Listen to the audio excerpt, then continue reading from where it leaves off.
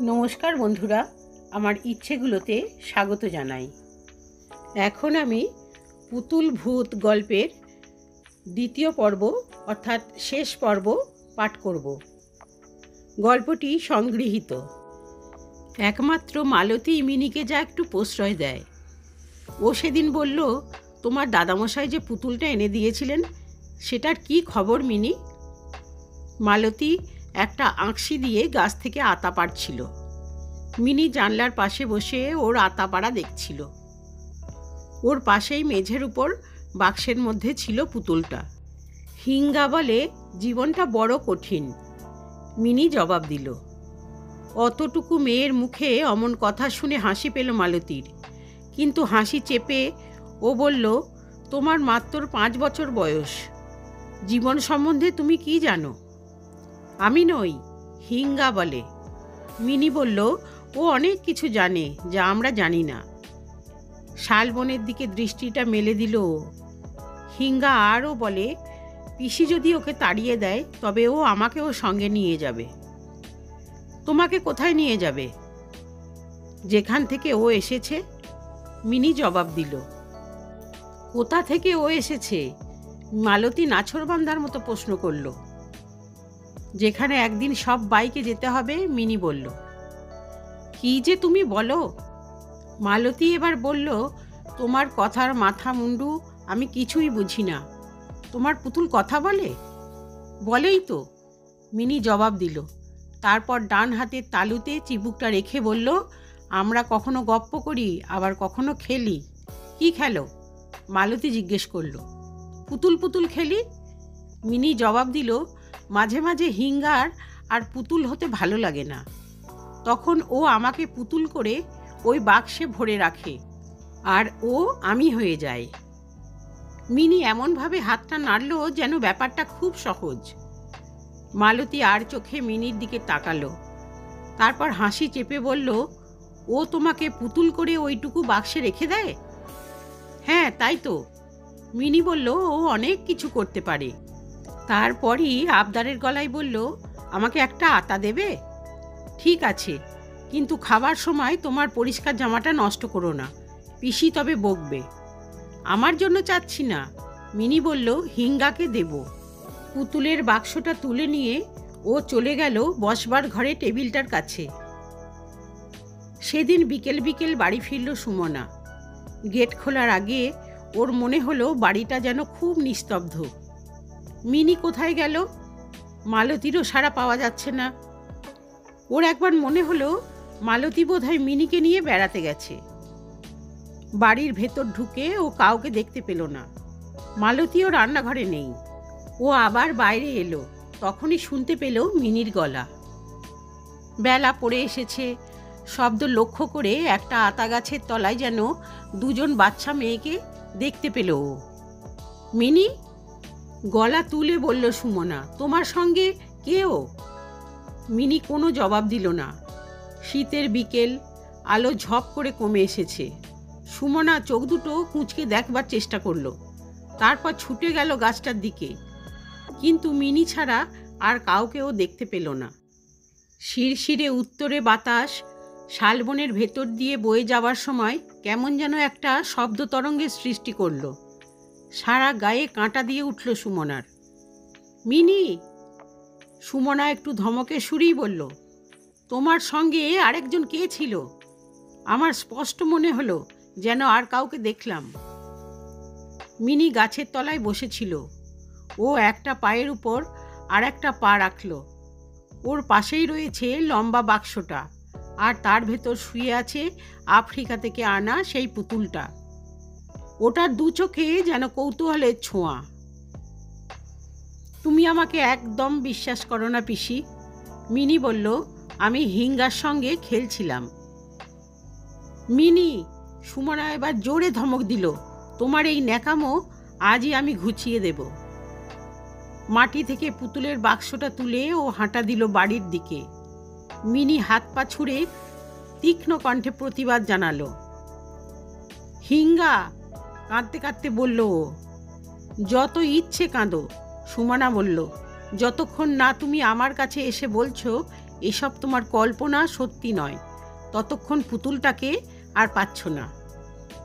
হিঙ্গা উঠে দাঁড়িয়ে ডান পা মাটিতে ঠুকতে ঠুকতে কান্না ভেজা গলায় মিনি বলল, হিঙ্গাকে দাও পিসি, আমি এটাকে আমার ঘরে আলমারির মাথায় তুলে রাখছি। সুমনা বলল, তুমি যদি বলো কার সঙ্গে খেলা করছিলে তবেই এটা ফেরত পাবে। হিঙ্গা কাঁদতে কাঁদতে মিনি বলল, তুমি যদি ওকেও তাড়িয়ে দাও আমি আর একটা কথাও শুনতে চাই না। বাড়ির দিকে যেতে যেতে সুমনা বলল, তুমি ওকে তাড়িয়ে দিলে ও আমাকেও সঙ্গে নিয়ে যাবে বলেছে। আর্তনাদ করে উঠল মিনি, তোমার কোনো কথা আমি শুনতে চাই না। সুমনা বলল, ছিঁচ কাঁদুনে কান না থামিয়ে ঘরে এসো, তোমার অনেক উপদ্রব আমি সহ্য করেছি, আর নয়। ঘরে ঢুকে আলমারির মাথায় পুতুলের বাক্সটা তুলে রাখল সুমনা। 7 দিন কেটে গেছে, মিনি ওর পুতুলের জন্য আর কান্নাকাটি করেনি। সুমনা মনে মনে খুশি, যাক মেয়েটার ঘাট থেকে ভূত নেমেছে। সেদিন ছিল ছুটির দিন। মহিলা সমিতির একটা মিটিং সেরে সুমনা বাড়ি ফিরছিল। সন্ধে হতে আর বেশি দেরি নেই। বাড়ির কাছে আসতেই শালবনের দিক থেকে মিনির হাসির শব্দ ওর কানে ভেসে এলো। ওদের বাড়ির সামনের রাস্তার ওপারেই শুরু হয়েছে শালবন। মিনি একা একা ওখানে কি করছে? একটা সম্ভাবনা সুমনার মাথায় উঁকি দিল। ও ছুটে বাড়ির ভেতর ঢুকলো। যা সন্দেহ করেছিল তাই। আলমারির মাথায় পুতুলের বাক্সটা নেই। সুমনা বেরিয়ে এলো। বাইরে একটা লম্বা শুকনো ডাল পড়েছিল, সেটা কুড়িয়ে নিয়ে ও এগিয়ে এলো শালবনের দিকে। মিনির নাম ধরে ও ডাকলো না, পা টিপে টিপে চলল এগিয়ে। আজ হাতে নাতে ধরবো ওকে। উত্তুরে বাতাস ওর গায়ে একটা কাঁপুনি ধরিয়ে দিল। সুমনা নিঃশব্দে এগিয়ে এলো। ওদের হাসি আর কথাবার্তা এখনও স্পষ্ট শুনতে পাচ্ছে। একজন নয়, দুজনের গলা।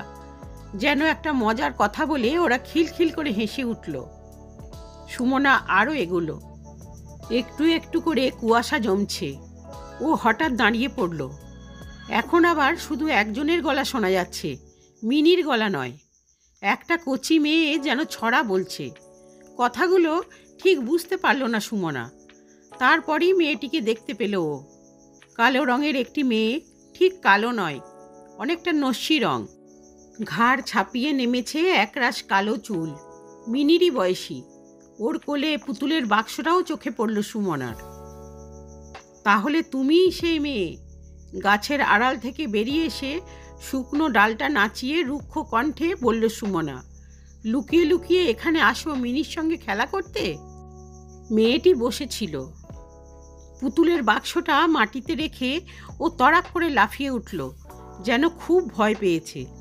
মেয়েটির মুখটা যেন চেনা চেনা মনে হলো সুমনার, কিন্তু তখন ওর এসব ভাববার সময় ছিল না। শুকনো ডালটা উঁচিয়ে বলল, যাও, এক্ষুনি চলে যাও, আর কখনো এখানে আসবে না, বুঝেছ? এলেই আমি তোমাকে লাঠিপেটা করব। মেয়েটির মুখে ফুটে উঠল আতঙ্কের চিহ্ন। একবার ও তাকালো সুমনার মুখের দিকে, তারপর পুতুলের বাক্সটার দিকে। আস্তে আস্তে ওর দু চোখে ফুটে উঠল একটা বিষাদ ভরা দৃষ্টি, যেন অপরিসীম ব্যথা ঝরে পড়ছে ওর দৃষ্টি থেকে। কিন্তু সুমনার তখন সেসব লক্ষ্য করার সময় ছিল না। এখনো দাঁড়িয়ে আছো? ও চেঁচিয়ে বলল, যাও বলছি। একটা যন্ত্রণাকাতর শব্দ বেরোল মেয়েটির মুখ থেকে। তারপরই সে মিলিয়ে গেল শালবনের গভীরে। সুমনা একটু দাঁড়িয়ে নিজেকে সামলে নিল। তারপর গলা তুলে ডাকলো, মিনি। কোনো সাড়া নেই। শুধু কয়েকটা শুকনো পাতা ঝরে পড়ল শাল গাছ থেকে। মিনি! আবার ডাক দিল সুমনা। কোথায় তুমি? শিগগির বাড়ি এসো। পুতুলের বাক্সটা মাটি থেকে কুড়িয়ে নিয়ে ও বাড়ির দিকে হাঁটা দিল। যেতে যেতে আবার গলা তুলে বলল, আজ তোমাকে কি শাস্তি দিই দেখবে। কতক্ষণ লুকিয়ে থাকবে? একটা পাখি তীক্ষ্ণ কণ্ঠে ডাকতে ডাকতে উড়ে গেল।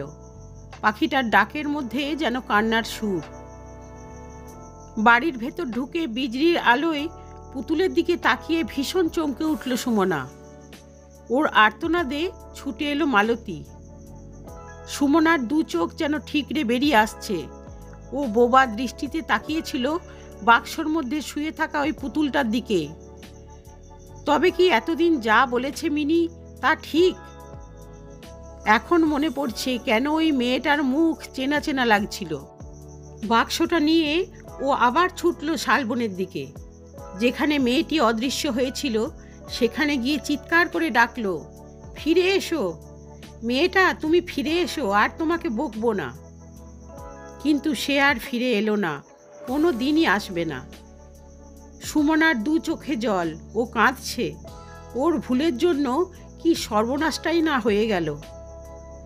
ফিরে এসে ও আবার তাকালো পুতুলটার দিকে। ফর্সা একটা পুতুল, বড় বড় চোখ, কোঁকড়ানো চুল, ঠিক যেন মিনির মুখটাই বসানো। পুতুলের চোখ দুটো যেন তীব্র অনুযোগ ভরা দৃষ্টি নিয়ে তাকিয়ে আছে ওর দিকে। মিনি! সুমনা দু হাতে মুখ ঢেকে ফেলল। ওই দৃষ্টি ও সহ্য করতে পারছে না।